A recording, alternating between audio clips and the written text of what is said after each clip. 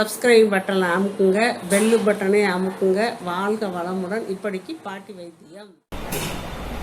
வணக்கம்ப்பா, உங்கள் பாட்டி பேசுகிறேன். இப்போ கேள்வி பதிலுக்கான பதிலை சொல்கிறேன், கேட்டுக்கோங்க. சீனிவாச ராவுங்கிறவர் கேட்டிருக்காரு, கோல்டு பிடிச்சிருக்கும் போது கொத்தவரங்காயும் லெமனையும் ஜூஸ் ஆக்கி காட்டியிருக்கேன், அதை குடிக்கலாமான்னு கேட்டிருக்காங்க. குடிக்கலாம். அதில் வந்து நீங்கள் அந்த ஜூஸ் போடுறப்போ வந்து சுடுதண்ணியை ஊற்றி ஜூஸ் அடிச்சிருங்க. கொஞ்சம் வெதுன்னு இருக்குல்ல, ஒன்றும் செய்யாது. மறு உதிர்றதுக்கு வைத்தியம் கேட்டிருக்காங்கப்பா.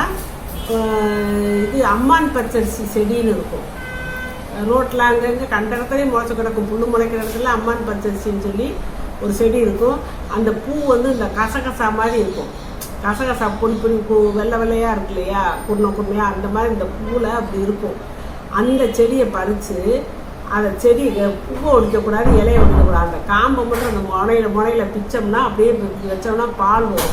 அந்த பாலை வந்து அந்த மருவுக்கு மேலேயே இப்படி வச்சு வந்தோம்னா டெய்லி காலையில் சாயந்தரம் 2 நேரம் கூட வச்சுக்கிட்டே வந்தோம்னா அது உதிர்றதுக்கு வாய்ப்பு இருக்குது. ஒரு சிலர் பெருசாக இருந்தால் என்ன செய்வாங்க, முடியை கட்டி விட்டுருவாங்கப்பா. முடியை இப்படி வச்சு நம்ம முடியவே எடுத்து இப்படி கட்டி விட்டால் கொஞ்ச நாளில் அதான் அந்த முடி அடுத்தடுத்து வந்துடும், நமக்கு பிரச்சனை இருக்குது. அப்படியும் செய்வாங்க, இப்படியும் செய்வாங்க. நீங்கள் அந்த மாதிரி செஞ்சு சரி கேட்டிருக்காங்கப்பா.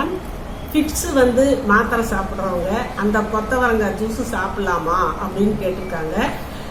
ஃபிட்ஸு வர்றதுனாலே நரம்பு தளர்ச்சி தான்ப்பா, அவங்க அந்த ஜூஸ் சாப்பிட்லாம். இருந்தாலும் நீங்கள் அந்த மாத்திரையை மட்டும் விட்டுறாதீங்க. ஒரு குறிப்பிட்ட நாளைக்கு அந்த மாத்திரை சாப்பிட்டே ஆகணும். இந்த இதை நீங்கள் சாப்பிட்டீங்கன்னா உங்களுக்கு கூடிய சீக்கிரத்தில் சரியாயிடும். சீதாராம் கேட்டிருக்காரு, 10 வயசு மகனுக்கு வந்து வீசிங் ட்ரபிள் இருக்கு, இதுக்கு என்ன ரெமெடி அப்படின்னு கேட்டிருக்காங்க. வீசிங் வந்து சளி பிடிக்கிறதுனால தான்ப்பா வருது. சளி ஓவராகி அந்த நுரையீரலை கட்டிக்கிச்சுன்னா மூச்சு விட முடியாமல் வீசிங் ட்ரபிள் வருது. அதுக்கு வந்து நான் தான் அந்த இது சொல்லியிருக்கேன், ஜலநேத்தி மூக்கு கோடையை வச்சு ஜலநேத்தி பண்ணுறது யூடியூப்பில் போட்டிருக்கேன். அதை பார்த்து அந்த பையனுக்கு வந்து பழக்குங்க. டெய்லி எதாவது காரைக்கடல் மாதிரி செய்ய சொல்லுங்கள், சரியாக போகும். இந்த நான் சளி பொடி போட்டிருக்கேன், தேங்காய் பால் போட்டிருக்கேன் யூடியூப்பில். அதெல்லாம் பார்த்து நீங்கள் ஃபாலோ பண்ணிங்கன்னா சளி சரியாக போயிடும். சளியை நீங்கள் மூக்கு கோலை யூஸ் பண்ணிங்கன்னா டெய்லி யூஸ் பண்ணிங்கன்னா உங்களுக்கு சளிங்கிறதே பிடிக்காது, அந்த வீசிங் பிரச்சனையும் வராது, சுத்தமாக சரியாக போயிடும். நம்பிக்கையாக செய்யுங்க. ஐஸ்வர்யா பார்த்திபன் கேட்டிருக்காங்க, வாய் கொப்பளிக்கிறதுக்கு தேங்காய் எண்ணெய் யூஸ் பண்ணலாமா அப்படின்னு கேட்டிருக்காங்க. நான் நல்லெண்ணெய் யூஸ் பண்ண சொல்லியிருக்கேன். நல்லெண்ணெய் ரொம்ப நல்லது, தேங்காய் எண்ணெயும் பண்ணலாம், அதை பற்றி ஒன்று, அது நல்லது தான், பண்ணுறதுனா பண்ணுங்க. இருதய ஓட்டைக்கு சொல்லுங்க அப்படின்னு இருக்காங்கப்பா. இருதய ஓட்டைக்குனாப்பா நீங்கள் இந்த டாக்டர்கிட்ட காட்டுறதுனா காட்டுங்க, அதை பற்றி ஒன்றும் இல்லை. ஆனால் நம்ம முறைப்படி எப்படின்னா நல்ல ப்ரீத்திங் பண்ணணும், நல்ல சுத்தமான காற்றை ப்ரீத்திங் பண்ணணும். எண்ணெய் ஐட்டங்கள்லாம் ரொம்ப சேர்க்கக்கூடாது, அமைதியாக இருக்கணும். டெய்லி தியானம் பண்ணணும், டெய்லி ஒரு 10 நிமிஷமாவது தியானம் பண்ணணும். எதுக்குமே டென்ஷன் ஆகக்கூடாது. இந்த நான்வெஜ்ஜு இந்த ஐட்டங்கள்லாம் விட்டுட்டு வெஜிடேரியன் ஐட்டங்களை எல்லாம் சத்துள்ள கீரைகள் அது எதுவும் சாப்பிட்டு வந்தீங்கன்னா நாளடைவில் அடையும். நீங்கள் டாக்டர்கிட்டையும் கேட்டு பார்த்துக்கோங்க. லேசு மாதம் இருந்தால் சரியாயிடும் நான் சொல்கிறது. இல்லை அப்படின்னா நீங்கள் டாக்டர் காட்டுறதுனா காட்டுக்கோங்க.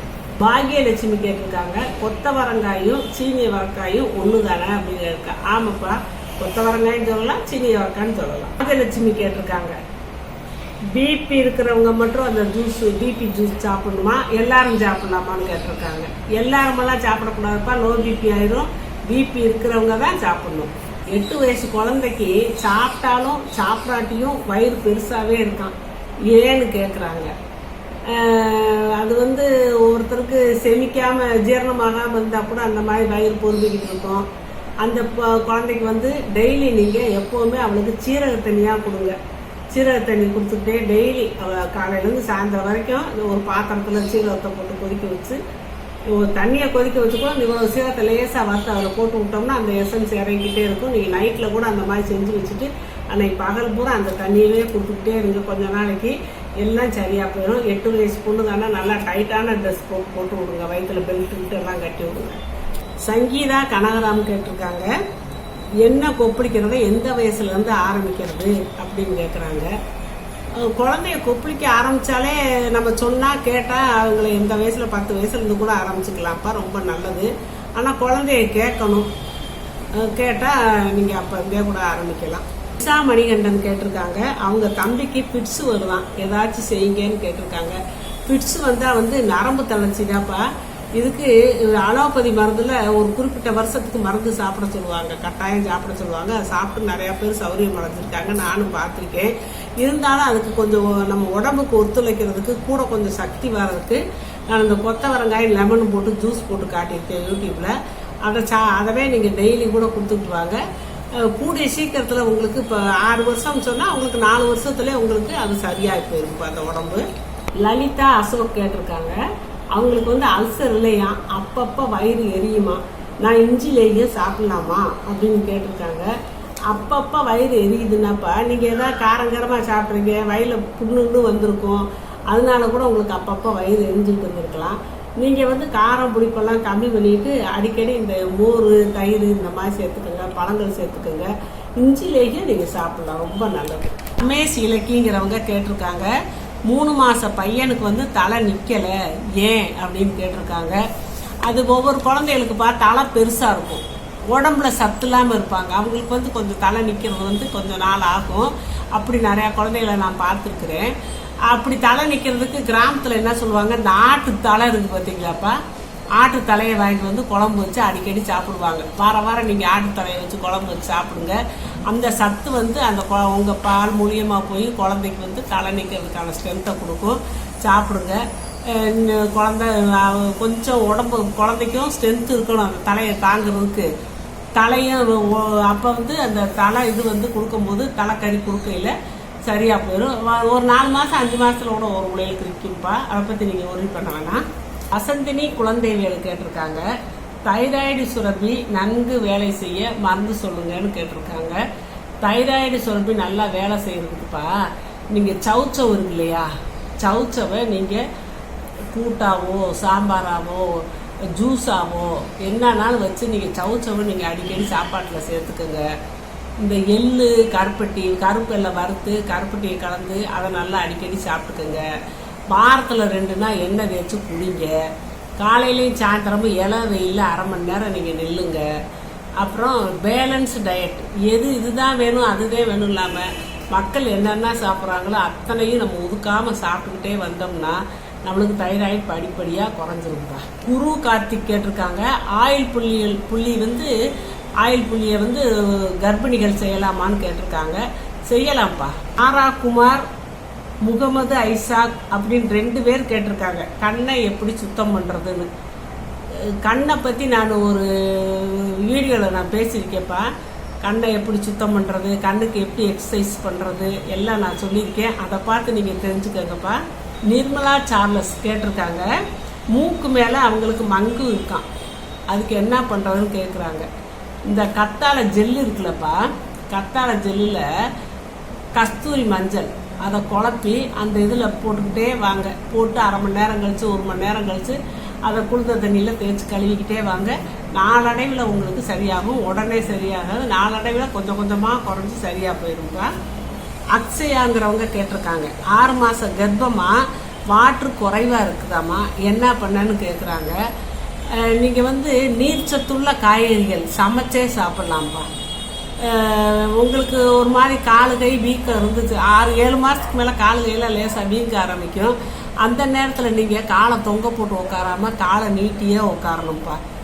ஏன்னா உங்களுக்கு நீரெல்லாம் அந்த வழியாக இறங்கிடும். அதனால் நீங்கள் காலை நீட்டி உட்காரணும், நீர்ச்சத்துள்ள காய்கறிகள் சாப்பிட்ணும். மற்றபடி நல்லா எல்லாம் சாப்பிட்றதெல்லாம் சாப்பிட்லாம், ஒன்றும் கவலைப்படாதீங்க. நீங்கள் இப்படி கவலைப்பட்டீங்கன்னா கூட நீர் வத்துறதுக்கு வாய்ப்பு இருக்குது. நீங்கள் நீர்ச்சத்துள்ள பூசணிக்காய், சொரக்காய், பீக்கங்காய் இந்த மாதிரி நாட்டு காய்கறிகள் பழங்கள் எல்லாத்தையும் மாதுளம்பழமெல்லாம் சாப்பிடுங்க, உங்களுக்கு தண்ணி சரியாக போயிடும். அதனால் நீங்கள் அதை பற்றி சிந்திக்க வேணாம், நீங்கள் இந்த மாதிரி நல்லா சாப்பிடுங்க, சரியாக போயிடும். எல்பின் சீபாங்கிறவங்க கேட்டிருக்காங்க, 1 மாத குழந்தைக்கு வந்து பால் குடித்த உடனே விக்கல் வருது அப்படிங்கிறாங்க. இது வந்து இயல்பு தான்ப்பா. குழந்தைகளுக்கு வந்து இரைப்பை சின்னதாக இருக்கும், விக்கல் வந்து அப்படியே கொஞ்சம் கொஞ்சமாக பெருசாகும் சொல்லுவாங்க. விக்கல் வர்றது வந்து அந்த வயிறு பெருசாகுதுன்னு சொல்லுவாங்க. அந்த இரைப்பை பெருசாகிறதுக்கு விக்கல் எடுத்து பெருசாகும். இதை பற்றி நீங்கள் ஒரி பண்ண வேணாம். சும்மா கிராமத்துலலாம் என்ன செய்வாங்க தெரியுமா, அந்த துணி இருக்கு இல்லையா, அந்த நூலை பிச்சு தூண் துப்பி தலையில் போடுவாங்க, குழந்தை தலையில் போட்டு விடுவாங்க. அது வந்து ஒரு சாஸ்திரமாக இருந்தேன். ஆனால் விக்கல் வர்றது குழந்தைகளுக்கு வயிறு பெருசாகிறது தான். கலைவாணிங்கிறவங்க கேட்டிருக்காங்கப்பா, வசியம் இருக்கிறது உண்மையா, வசியம் இருப்பதை எப்படி கண்டுபிடிக்கிறது, இதுக்கு ஒரு வீடியோ போடுங்க அப்படின்னு கேட்டிருக்காங்க. எனக்கு என்னமோ வசியங்கிறது மேலெல்லாம் நம்பிக்கை இல்லைப்பா. அவங்கவுங்க மன தைரியம் தான்ப்பா வேணும். சும்மா வசியம் செய்கிறேன் அப்படி இப்படின்னு சொல்லி நம்மக்கிட்ட காசை தான்ப்பா பறிப்பாங்க. இதனால ஒன்றும் கிடையாது. நம்ம நேர்மையாக உண்மையாக இருந்தால் யார் வசியம் வச்சாலும் நம்மளை ஒன்றும் பாதிக்க போகிறதில்ல. சொல்கிறது வசியம் வச்சோம்னு சொல்லுவாங்க. என்ன மந்திரம் சொல்கிறதாப்பா வசியம், வேறு ஒன்றும் இல்லை. மந்திரங்களை சொல்லுவாங்க. இல்லாட்டி ஏதாவது இந்த கிராம்பு இருக்கு இல்லையா, கிராம்பை கூட என்னமோ வாயில் போட்டு அவங்க வாயில் போட்டு அதை காய வச்சு அதை வாய்ச்சி அவங்க நம்ம சாப்பாட்டில் கலப்பாங்களா, அதான் மருந்தாமா, அதான் வசிய மருந்துன்னு சொல்லுவாங்க. இதெல்லாம் வேண்டாப்பா, அந்த எண்ணமே வேண்டாம். அதெல்லாம் சும்மா ஏமாத்துறது. இந்த ஏமாத்து வேலையில் நம்ம போய் சிக்க வேணாம். இதுக்கு நான் ஒரு வீடியோவும் போட தேவையில்லை. வசியத்தையெல்லாம் நீங்கள் நம்பாதீங்க. இப்போ நிறைய பேர்ப்பா நான் அவங்க கொஸ்டினுக்கு ஆன்சர் சொல்கிறதுலன்னு கேட்குறாங்க. சொல்லிக்கிட்டு தான் இருக்கேன். நான் அதுக்குன்னு சொல்லி பார்வையாளர்கள் கேள்வி பதில் நான் போட்டிருக்கேன். அதை பார்த்துக்கோங்கப்பா. அதை பார்த்தீங்கன்னா உங்களுக்கு தெரியும். நான் வரிசையாக கேள்வி பதில் போட்டுக்கிட்டே இருக்கேன். அதில் போட்டு பார்த்தீங்கன்னா நீங்கள் கேட்ட கேள்விக்கெல்லாம் நான் பதில் சொல்லிடுறேன்ப்பா. அதை கட்டாயம் நீங்கள் பார்த்து தெரிஞ்சுக்கோங்க. சப்ஸ்கிரைப் பட்டனை அமுக்குங்க, பெல்லு பட்டனை அமுக்குங்க.